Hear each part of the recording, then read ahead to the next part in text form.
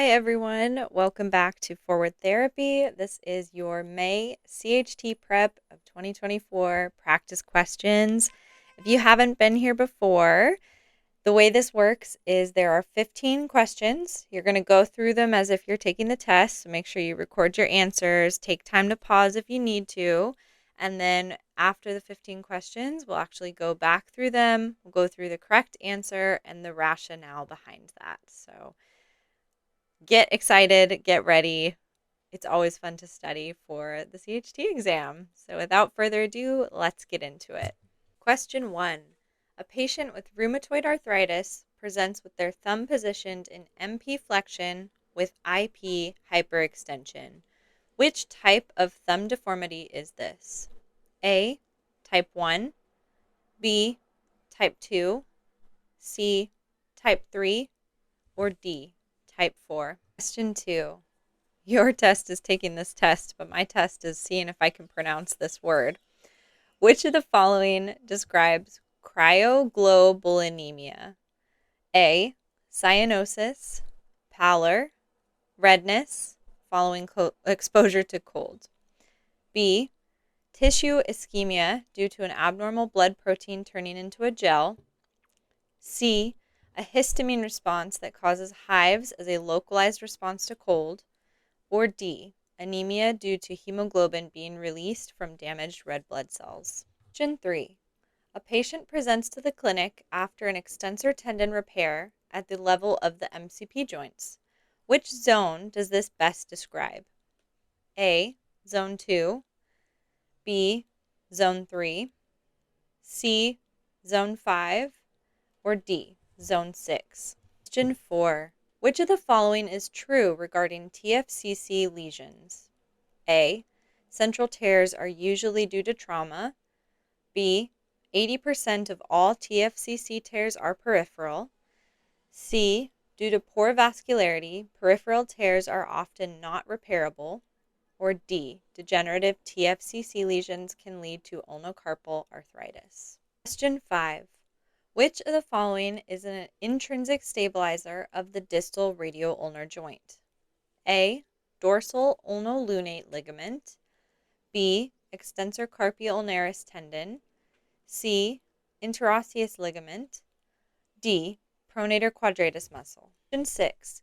In electrotherapy modalities, the maximal current achieved in a monophasic pulse or in each phase of a biphasic pulse is the A. Pulse amplitude, B. Pulse width, C. Pulse rate, D. Pulse frequency. Question 7. How many degrees is equal to 1 radian? A. 57.29, B. 65.35, C. 47.29, D. 37.45. Question 8. Which of the following would not be an appropriate intervention in the acute phase after peripheral nerve repair? A. Orthoses for positioning and to prevent joint contractures. B. Desensitization. C. Motor retraining. Or D. Resistive exercises. Question 9. Which of the following is not true regarding treatment of Zone 3 extensor tendon injuries after surgical repair following a static immobilization protocol? A. The PIP joint should be immobilized between 3 to 6 weeks after repair. B.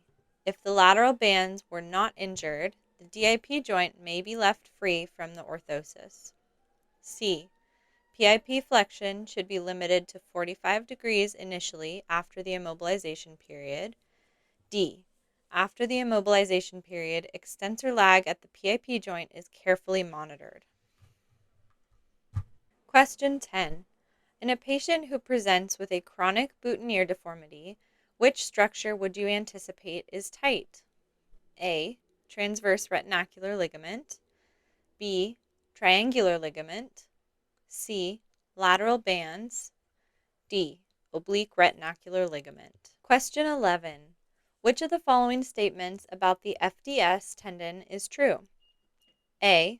The orientation of the FDS tendons as they pass under the carpal tunnel is the tendon to the index and small finger are superficial to the ring and middle finger tendons. B. It passes through both A2 and A4 pulleys. C. FDS is the prime tendon responsible for composite finger flexion. D. It bifurcates just distal to the A1 pulley. Question 12. Which of the following is not true regarding tendon tensile strength following flexor tendon repair? A. Immediate controlled stress will reverse the initial weakening process. B. Tendon tensile strength will decrease in the first week following repair. C. The tensile strength of the repair decreases with an epitendinous stitch. D. Tensile strength will increase progressively following the initial 2 to 3 weeks after repair. Question 13. If a patient has had an injury to the flexor tendon of the ring finger at zone 2, which anatomical region is involved? A. From the A1 pulley to the FDS insertion. B. From the insertion of FDS to the distal fingertip. C. From the proximal transverse carpal ligament to the distal edge of the transverse carpal ligament. Or D. From the distal transverse carpal ligament to the proximal A1 pulley. Question 14. Which diagnostic tool is considered the gold standard for diagnosing scapholunate dissociation?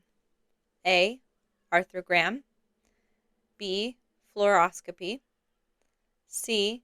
MRI. Or D. Arthroscopy. And finally, you made it. Question 15. What mechanism of injury would be most likely for a triquetrum fracture? A.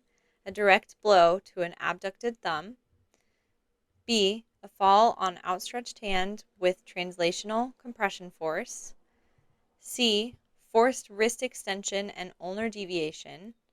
Or D. Forced wrist hyperextension and radial deviation. Excellent work. Nice job. You made it through all 15 questions. Make sure that you pause the video here, go back through your answers, make sure that you feel confident and that you've chosen what you are sticking with. And we'll go back through each of the questions and give the rationale and correct answers. So let's do it. Okay, so the question 1 answer is A, type 1, which most closely represents a boutonniere deformity. Type 2 deformity would include MP flexion and IP hyperextension, but also adduction at the CMC joint. Type 3 is a swan neck type deformity, so MP hyperextension and IP flexion. And then type 4 is a gamekeeper's, so laxity of the UCL at the MCP joint. Question 2, the correct answer is B, tissue ischemia due to abnormal blood protein turning into a gel. Answer A would have been Raynaud's phenomenon. The histamine response, answer C, is cold urticaria, or urticaria? I don't know. Tough pronunciation day today, guys. And then the answer for D would relate to paroxysmal cold hemoglobinuria. Again, tough pronunciation here. The correct answer for question 3 is C, zone 5. Zone 2 is at the proximal phalanx. Zone 3 is at the PIP joint. And zone 6 is the dorsal hand up to the wrist. Answer for question 4 is D. Central tears are usually due to degenerative conditions, not trauma. 80% of TFCC tears are actually central, not peripheral. And central tears are often not repairable because of poor vascularity rather than peripheral tears. Question 5, the correct answer is A. The key word here is intrinsic stabilizer. So all 4 of these answers are actually stabilizers of the distal radial ulnar joint, but the remaining choices, B, C, and D, are actually extrinsic stabilizers, not intrinsic. Answer for question 6 is A, the pulse amplitude. So think about that as the intensity. The width is the time period that the current is on. The rate is the number of pulses per second. And the frequency is also the pulse rate. So a little bit of a trick there. Answer for question 7 is A. 57.29 degrees is equal to 1 radian. This is just a fact. This is a straight memorization thing for me, at least. No real rationale about the incorrect answers. It's just kind of a fact that that is mathematically the number. Correct answer for question 8 is D. That would not be appropriate for resistive exercises. The acute phase of peripheral nerve repair should focus on protecting the repair. So that's why the orthoses for positioning or preventing joint contractures, doing desensitization, and starting some early motor retraining are good things to include, whereas resistive exercises should take place in the later stage of rehabilitation. Question 9, the correct answer is C. That is not true. With this question, you want to think about, okay, zone 3, we're thinking boutonniere injury. So the static immobilization protocol typically will call for 3 to 6 weeks of immobilization for the PIP. If the lateral bands weren't injured, it is okay to leave the DIP free. And then, of course, you always want to monitor for extensor lag. Typically there's a lot of different protocols. They're all a little bit different, but I have not seen any of them allow as much as 45 degrees initially. Typically, they're more around 30 degrees and then gradually progressed, typically by 10 degrees a week or so. Question 10, the correct answer is D, the oblique retinacular ligament, because with a boutonniere deformity, the central slip is cut, so the finger will position in PIP flexion and the DIP in hyperextension. The lateral bands have slipped volarly for that to happen, and the ORL is most lengthened in a flexed position. It will shorten in DIP hyperextension or extension, and when people can't control that, so that's why it's super important to exercise that structure. Correct answer for question 11 is D. It bifurcates just distal to the A1 pulley, allowing FTP to pass through. In the carpal tunnel, the orientation of the tendons are the ring and middle on top superficially, and the index and small fingers are deep. It will pass through A2, but it inserts at the middle phalanx, so it won't go all the way through A4. And then FDS is not the prime tendon responsible. We know the FDP is going to help to pull down the DIP joints there. Question 12, the correct answer is C. The tensile strength does decrease in the first week following repair, and immediate controlled stress has been shown to reverse that initial weakening. And then the tensile strength does continue to progress after the first 2 to 3 weeks after repair. The strength of repair is actually improved with an epitendinous cross stitch, not decreased. Question 13, the correct answer is A.